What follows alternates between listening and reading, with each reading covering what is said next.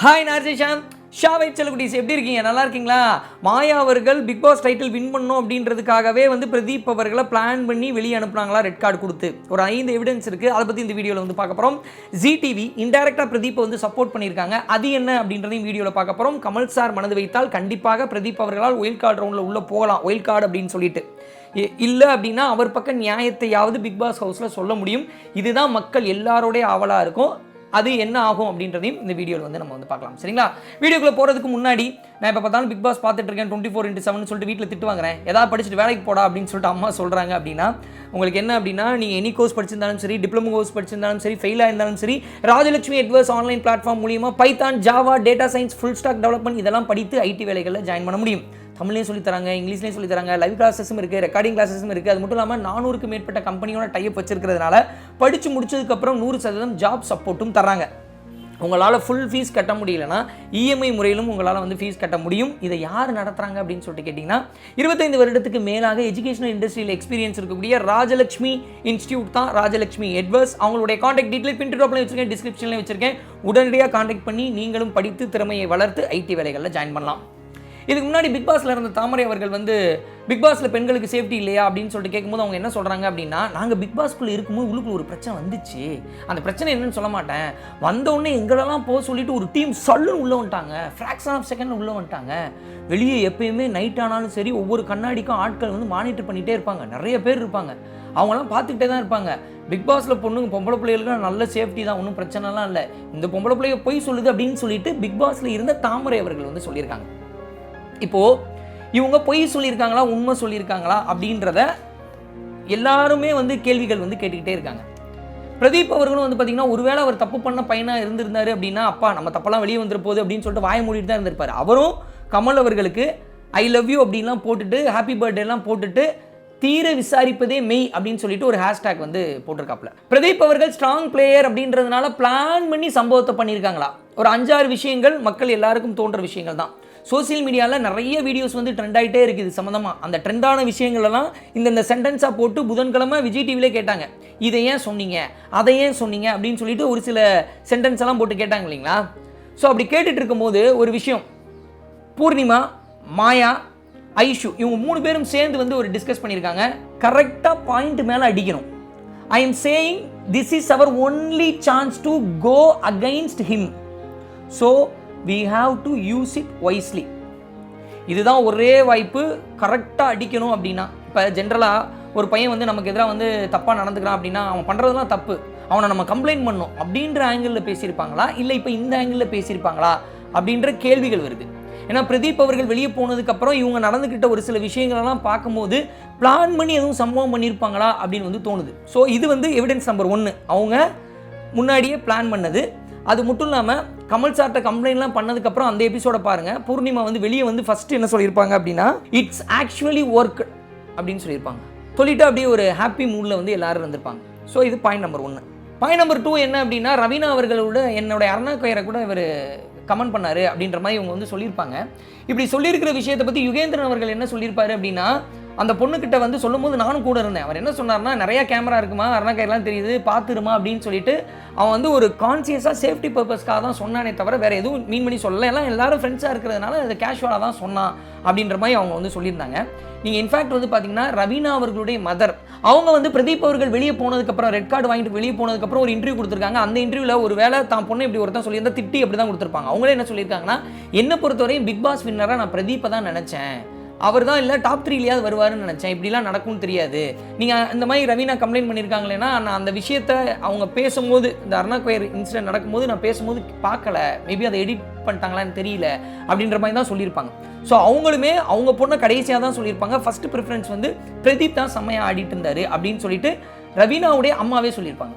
3வது எவிடன்ஸ் என்ன அப்படின்னா, மாயா அவர்கள் இவங்கெல்லாம் தனித்தனியாக தான் வந்து யோசித்தோம் உரிமை குரல் தூக்குறதுக்கு அப்படின்ற மாதிரி தான் சொல்லியிருப்பாங்க. ஆனால் மாயா ரவீனா கிட்ட பேசும்போது 24 ஹவர்ஸ்லன்னு நினைக்கிறேன், அவங்க என்ன சொல்லியிருப்பாங்கன்னா, நான் வந்து ஜோவிகாட்ட கேட்டேன், காதில் போய் கேட்டேன், நீ உரிமை குரல் எழுப்ப போறியா அப்படின்னு சொல்லிட்டு கேட்டேன். அவங்க வந்து சைகையில் ஆமான்னு பதில் சொன்னாங்க. ஸோ அப்போ அவங்களுக்குள்ள 3 பேராக கான்வர்சேஷன் நடந்திருக்கு, 2 பேராகவும் கான்வர்சேஷன் நடந்திருக்கு, ஒரு பிளானிங்கும் நடந்திருக்கு. 4வது பூர்ணிமாவினுடைய அந்த ஃபுட்பால் இன்சிடென்ட் அது நடந்து முடிஞ்ச உடனே பிரதீப் அவர்கள் சொல்லியிருக்காரு, இது இஷ்யூ ஐயோ நான் சத்தியமாக ஒன்றை நினச்சி சொல்ல மச்சான். ஏன்னா இது யுகேந்திரன் அவர்களும் இன்டர்வியூவில் சொல்லியிருக்காரு. நான் சத்தியமாக பூர்ணிமா ஒன்றை நினச்சி சொல்ல மச்சான், நான் பொண்ணுங்கள்லாம் அப்படி சொல்ல மாட்டேன்னு சொல்லியிருக்காரு. ஓகே மச்சான் அப்படின்னு சொல்லிட்டு அங்கேயே கிளாரிஃபை பண்ணி முடிச்சுட்டாங்க. ஏன்னா நான் சொன்னது வந்து மணி விஷ்ணு விளையாண்டுட்டு இருக்கும்போது அவங்கள பார்த்து தான் சொன்னேன் அப்படின்னு வந்து சொல்லியிருப்பார். ஆனாலும் மறுபடியும் அதை எடுத்துகிட்டு வந்திருப்பாங்க. 5வது மாயா என்கிட்ட அவர் தப்பாகவே நடந்துக்கல, ஆனால் நான் மற்ற பெண்களுக்காக தான் வந்து நான் தூக்குனேன் ரெட் கார்டை அப்படின்ற மாதிரி சொல்லியிருப்பாங்க. ஸோ இதெல்லாம் பார்க்கும்போது இந்த 5 பேரும் ஒருவேளை விமன் சேஃப்டிக்காக சொல்லியிருந்தாங்கன்னா ஹேட்ஸ் ஆஃப், சிங்க பெண்கள் அவங்கள கண்டிப்பாக நம்ம சப்போர்ட் பண்ணணும்.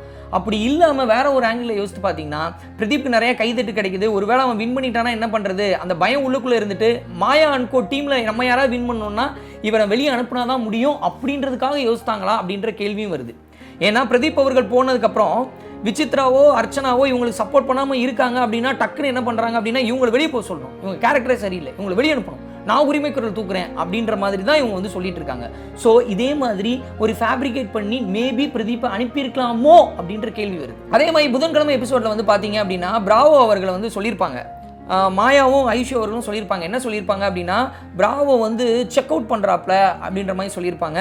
கீழேருந்து நம்மளை பார்க்குறாப்ல, கீழேருந்து மேலே ஸ்கேன் பண்ணி பார்க்குறாரு அப்படின்ற ஒரு மீனிங்கில் வந்து சொல்லியிருப்பாங்க.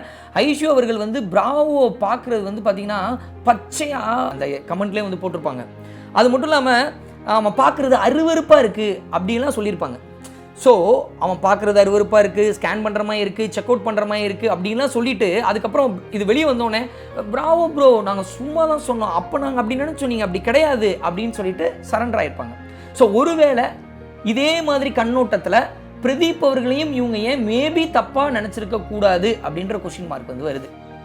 அடுத்து நிக்சன் அவர்கள் என்ன சொல்லியிருப்பாரு அப்படின்னா அதே ஸ்டேட்மெண்ட்டில் பாடி ஸ்ட்ரக்சர் பற்றி சொல்லியிருப்பாரு. ஆனால் நான் முகத்தை தான் சொன்னேன், நான் எதுவும் தப்பாக சொல்லலை, நான் உண்மையாகவே தப்பாக சொல்லலை, நான் அந்த மாதிரி பையன் கிடையாது அப்படின்னு வந்து சொல்லியிருப்பாரு. ஆனால் அதுக்கு அங்கே இருந்த எனக்கு தெரிஞ்சு விசித்ரா அவங்க மட்டும் டக்குன்னு குரல் எழுப்பியிருப்பாங்க, மற்றவங்களாம் வந்து அதை பற்றி ஏன் பேசணும் அப்படின்னு சொல்லிட்டு அதை வந்து அப்படியே டைலூட் பண்ணி முடிச்சிருப்பாங்க. இதெல்லாம் பார்க்கும்போது இவங்களே வந்து பிளான் பண்ணி ஏதாவது கிரியேட் பண்ணியிருப்பாங்களோ பிரதீப்கான எதிராக அப்படின்ற ஒரு கேள்விகள் வருது.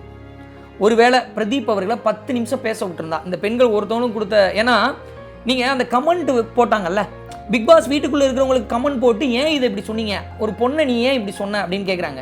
பிராவோ ஒரு பையனை நீ ஏன் இப்படி சொன்ன அப்படின்ற கேள்விகள்லாம் பிக் பாஸ் வீட்டுக்குள்ளே இருக்கிறவங்கள்ட்ட கேட்குற மாதிரி பிரதீப் அவர்கள்ட்ட அன்னைக்கே நீ ஏன் அந்த பொண்ணை அப்படி பண்ண அப்படின்னு சொல்லிட்டு அன்னைக்கே கிளியர் பண்ணியிருந்தா, பிரதீப் தரப்பு நியாயங்கள் வந்திருந்தால் மேபி எல்லாமே வந்து அங்கேயே வந்து சால்வ் ஆகி பிரதீப் நேரம் பிக் பாஸில் இருந்திருக்காரோ அப்படின்னு வந்து தோணுது.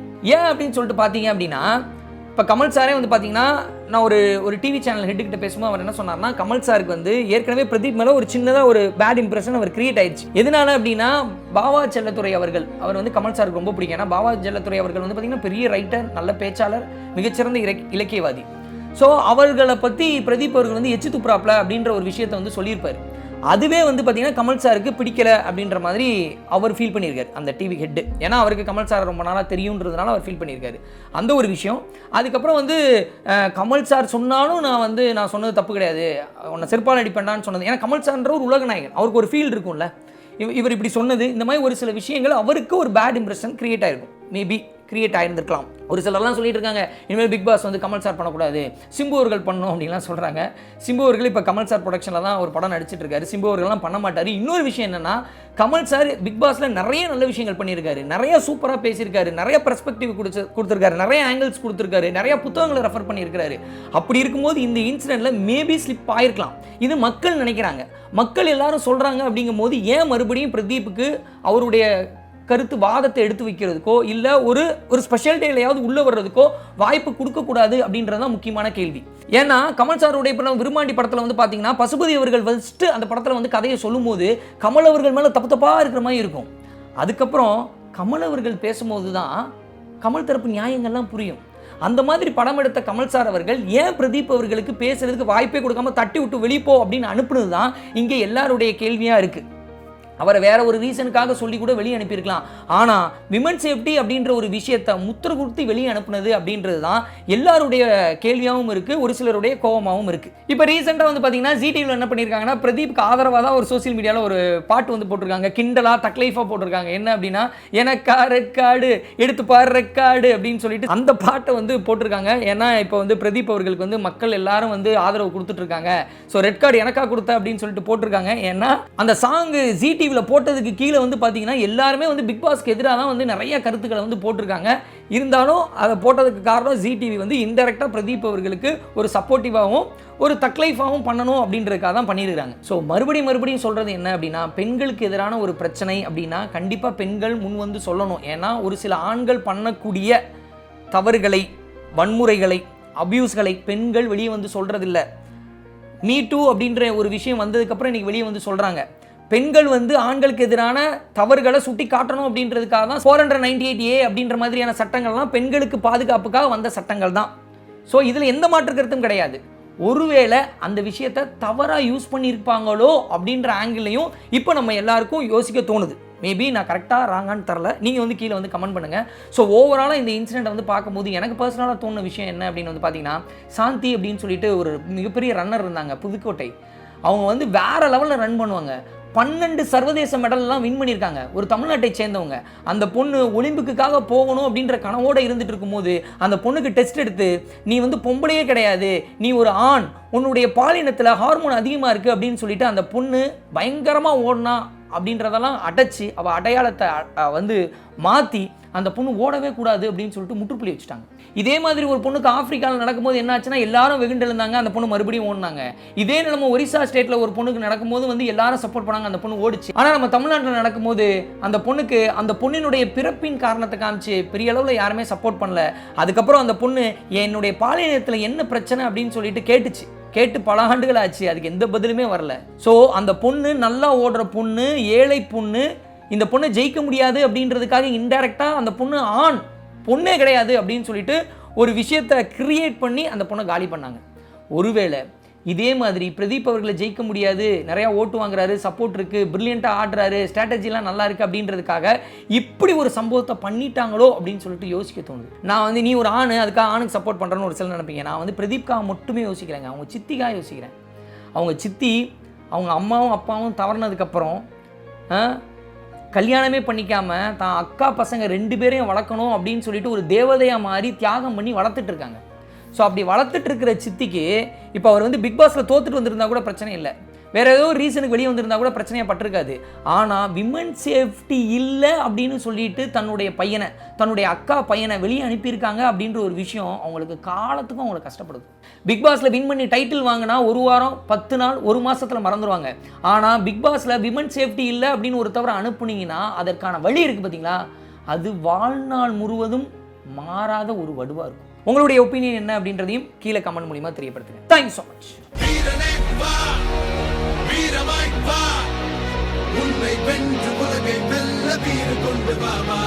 ஆயிரத்தை தாண்டி போனால் ஓடியில நீதான் ஒருவன், நாடி நரம்பெல்லாம் வெற்றி போராட்டமே, உன்னுடைய எல்லை நீயே, உலகத்துக்கு பிள்ளை நீயே, போலையாகும் மூக்கில் தேகம் பொன்துணையே.